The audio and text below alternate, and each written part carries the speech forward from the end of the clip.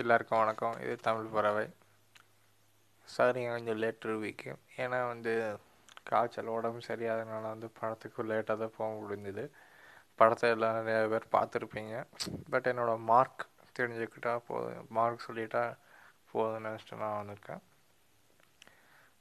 இதில் நிறைய பட்டாளங்க, Sridevi, Sudeep sir, Vijay sir, அப்புறம் விஜய் டபுள் கேரக்டர் நினச்சிருக்காங்க, அன்சிங்கா மொத்தமணி, எல்லா பெரிய பட்டாளம், பிரபு சார், அப்புறம் கருணா சார், அப்புறம் தம்பிராமையா, அப்புறம் ரோபோ சங்கர், அப்புறம் சத்யன், இன்னும் நிறைய பேர் நடிச்சிருக்காங்க. இந்த படத்தில் ஃபேண்டசி படம் இப்படி தான் இருக்கும் நீங்கள் நினைக்கிறோம். பாகுபலி அது ஒரு ஃபைட், அது ஒரு சண்டைக்கான படம், ஒரு வேற மாதிரி படம். அது அதுக்கு கம்பேரே பண்ண முடியாதுங்க. அது வேற மாதிரி ஜோனர், இது வேற மாதிரி ஜோனர் போயிடுச்சு. ஆனால் அவங்க சொன்னது பார்க்கும்போது பாகுபலி காம்படிஷனாக புள்ளி இருக்கும்னு நினச்சோம். பட் இது ஒரு குழந்தைகளுக்கான ஒரு ஃபேமிலிக்கான ஒரு படமாக மாறிடுச்சு. இந்த படத்தை குழந்தைங்களுக்கு ரொம்ப பிடிக்கும்னே சொல்லலாம். எனக்கு குள்ளர் கேரக்டர், ஒருத்தக்கண்ணன், அப்புறம் ஆமை, அப்புறம் தவக்காலை, அந்த மாதிரி சின்ன சின்ன கேரக்டரும், ராணிக்கு கை நீள்றதும், அப்படியே தலையெல்லாம் நடக்கிறதும் பறக்கிறதும் அதெல்லாம் தான் இதாக இருக்கும். Vijay sir different characters choose பண்ணி எடுத்திருக்காரு. அதுக்கு அவர் ஒரு ஆட்ஸ் ஆஃப் கொடுக்கலாம். ஏன்னா அவர் வேறு மாதிரி கேரக்டர் கொடுத்துருக்காரு. ஆனாலும் அவர் இப்படி நடிச்சுட்டு இந்த படம் எடுத்துகிட்டு இந்த படம் ஏன் எடுத்ததான்னு கேள்வியே.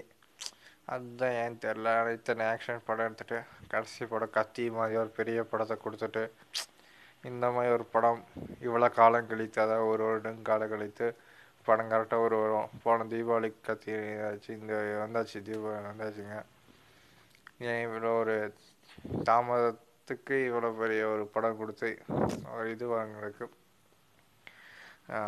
ஏன் அப்படின்னு அது ஒரு கேள்வி எழுந்தாலும், படம் ஃபேண்டசிக்குரியது இருக்குது.